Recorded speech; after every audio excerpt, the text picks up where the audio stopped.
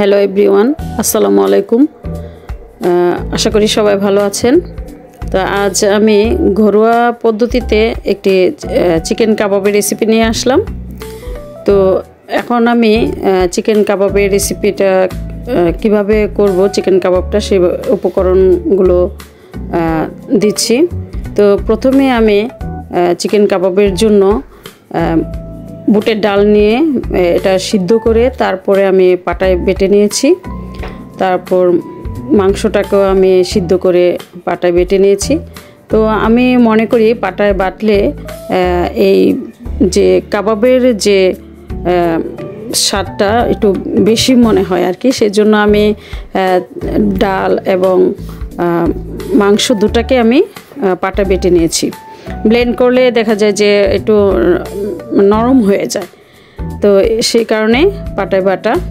তো আপনারা ব্লেন্ডার করেও করতে পারবেন, আবার পাটায় বেটেও করতে পারবেন।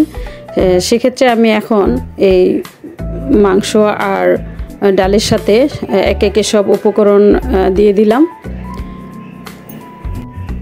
তো এখানে আমি ঘরের উপকরণগুলোই দিয়েছি, পেঁয়াজ কুচি, আদা রসুন বাটা, গরম মশলা বাটা, তারপর একটু কর্নফ্লাওয়ার, তারপরে দিলাম একটু সয়া সস, হলুদ, একটু হলুদের গুঁড়া, তারপর মরিচের গুঁড়া, কাঁচা মরিচ কুচি, ধনিয়া পাতা।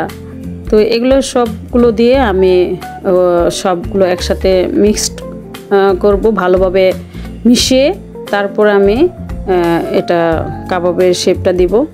তো এখানে আমি কিছু কাবাব ফ্রোজেন করে রাখবো, কারণ এখানে আমার অনেকগুলো কাবাব হবে।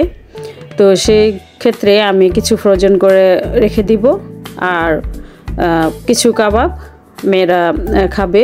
তো যেগুলো আমি ফ্রোজেন করব সেগুলো আমি একটি ফ্রাই প্যানে আমি কিছু তেল দিয়ে হালকা একটু ভেজে তারপরে রেখে দেব।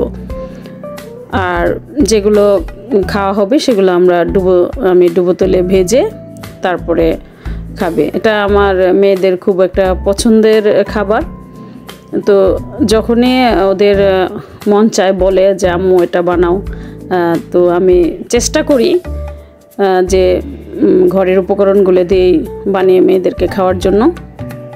তো আপনাদের যদি ভালো লেগে থাকে তাহলে আপনারাও ট্রাই করতে পারেন বাসায়, নিজেরা ঘরের উপকরণ দিয়ে তৈরি করে বাচ্চাদেরকে খাওয়ানোর জন্য। তো আমার এই রেসিপিটা যদি আপনাদের ভালো লেগে থাকে তাহলে আপনারা আমার চ্যানেলটাকে সাবস্ক্রাইব করবেন। সবাইকে ধন্যবাদ।